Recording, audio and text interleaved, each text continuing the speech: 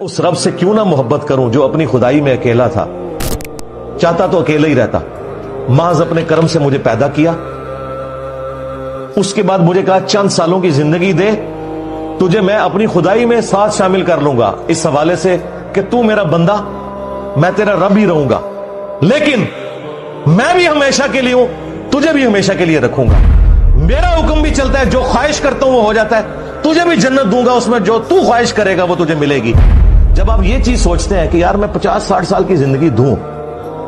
اور مجھے اربوں خربوں سال کی ہمیشہ کی زندگی میں نہ کوئی تکلیف پہنچے، نہ بڑھاپا آئے، نہ کمزوری آئے،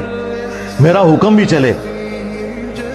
اور سب سے آخری جو جنتی ہے اسے بھی اس پلانٹ ارتھ سے 10 گنا بڑی جنت ملنی ہے،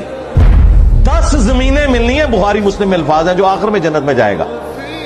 یہاں 10 مرلے کا پلاٹ نہیں آپ لے سکتے، 10 پلانٹ ارتھ ملے اور وہاں آپ کا حکم چلے۔